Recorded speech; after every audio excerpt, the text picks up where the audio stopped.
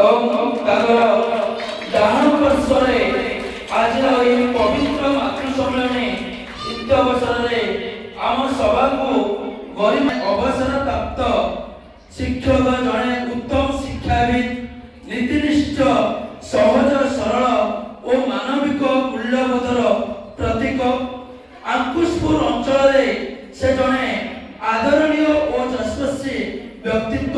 ସେ ଆଉ କେହି ନୁହନ୍ତି ଆମ ସମସ୍ତଙ୍କର ପିତୃତୁଲ୍ୟ ବ୍ୟକ୍ତି ଶ୍ରୀଯୁକ୍ତ ଦିଲ୍ଲୀପ କୁମାର ରାମଙ୍କୁ ଆସନ୍ତୁ ଆମେ ଏକ ଜୋରଦାର କରିଦେଇ ତାହେଲେ ଏ ମଞ୍ଚକୁ ସ୍ୱାଗତ କରିବା।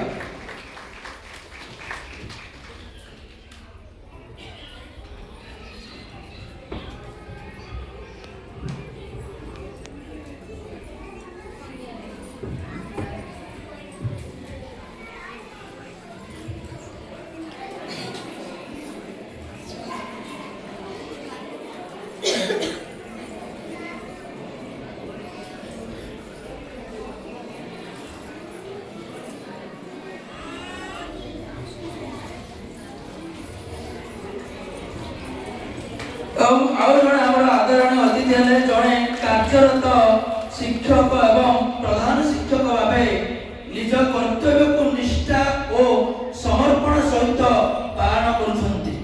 ଦୀର୍ଘ ଶିକ୍ଷଣ ଜୀବନରେ ସେ ଅନେକ ପିଲାଙ୍କୁ କେବଳ ଶିକ୍ଷିତ କରିନାହାନ୍ତି ବରଂ ସୁଶୀଳ ସୁସଂସ୍କାରୀ ଓ ଭଲ ମଣିଷ ଭାବେ ଗଢ଼ି ତୋଳିଛନ୍ତି।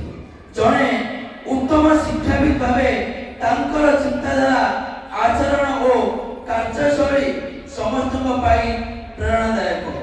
ଆଙ୍କୁଶପୁର ଅଞ୍ଚଳରେ ଜଣେ ଯଶସ୍ୱୀ ସମ୍ମାନନୀୟ ଓ ଜଣାଶୁଣା ବ୍ୟକ୍ତିବିଶେଷ ଭାବେ ପରିଚିତ। ତାଙ୍କର ଶାନ୍ତ ଶିଷ୍ଟ ଓ ସରଳ ସ୍ୱଭାବ ସମସ୍ତଙ୍କ ମନରେ ଆଦର ଓ ସମ୍ମାନ ଜଣାଉଛି।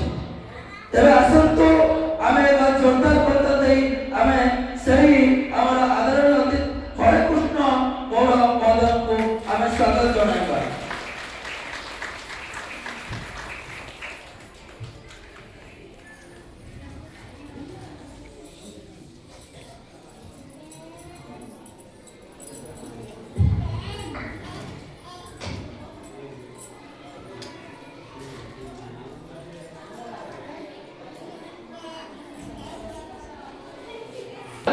ଡାହାଣ ପାର୍ଶ୍ୱରେ ଆମର ସୁଖ ଦୁଃଖର ସାଥୀ ଏବଂ ମା ପରି ମାଟିଏ ଭଉଣୀର ଭଉଣୀଟିଏ ଗ୍ରାମ ପଞ୍ଚାୟତ ସେବାରେ ଅସାଧାରଣ ଅବଦାନ ରଖିଛନ୍ତି।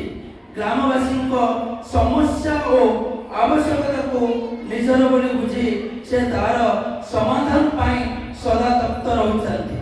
ଆମର ସମାଜର ପ୍ରଗତିରେ ତାଙ୍କର ଅବଦାନ ଅମୂଲ୍ୟ ଓ ପ୍ରେରଣାଦାୟକ। ଆମେ ତାଙ୍କ ସମ୍ମାନରେ ଏହି ଉତ୍ସବକୁ ଆୟୋଜିତ କରି ଗର୍ବିତ ଅନୁଭବ କରୁଛୁ। ସେ ଆଉ କେହି ନୁହନ୍ତି ଆମ ସମସ୍ତଙ୍କର ଅତି ପ୍ରିୟ ଅତି ନିଜର ଶ୍ରୀମତୀ ସୁନିତା ସେଠୀ। ଏକ ଜୋରଦାର କରିଦେଇ ଦେଇ ସେ ମହାଶୟଙ୍କୁ ଏହି ମଞ୍ଚକୁ ସ୍ୱାଗତ କରିବା।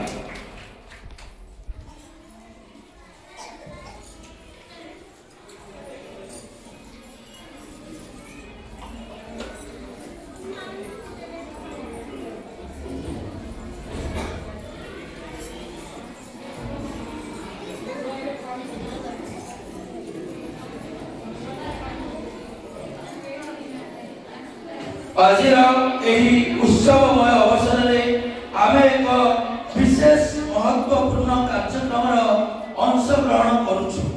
ବିଦ୍ୟାଭାରତୀ ଶିଶୁ ମନ୍ଦିର ଠାରେ ଆୟୋଜିତ ମାତୃ ସମ୍ମିଳନୀ ଉତ୍ସବ ଅବସରରେ ଆମେ ଏକ ଗୁରୁତ୍ୱପୂର୍ଣ୍ଣ ବ୍ୟକ୍ତିତ୍ୱକୁ ସମ୍ମାନ ଜଣାଇବାକୁ ଯାଉଛୁ, ଯିଏ ଏହି ଅନୁଷ୍ଠାନର ଏକ ଅମୂଲ୍ୟ ଅଂଶ, ଯାହାଙ୍କର ଅଭିନବ ଚିନ୍ତାଧାରା ଏବଂ ନେତୃତ୍ୱ ଦ୍ୱାରା ବିଦ୍ୟାଳୟର ବିଭିନ୍ନ କାର୍ଯ୍ୟକ୍ରମକୁ ଏକ ନୂତନ ମଞ୍ଚ ଦେଇ ଆସିଛି। ଯାହାଙ୍କର ପ୍ରୟାସ ଏବଂ ଆଦର୍ଶ ନେତୃତ୍ୱ ଦ୍ୱାରା ଆମେ ସଭିଏ ଦେଖୁଛୁ। ଯାହାଙ୍କର ପ୍ରୟାସ ଏବଂ ଆଦର୍ଶ ନେତୃତ୍ୱ ଦ୍ୱାରା ଅନେକ କିଛି ଶିଖୁଛୁ। ଯାହାଙ୍କର ସମୟ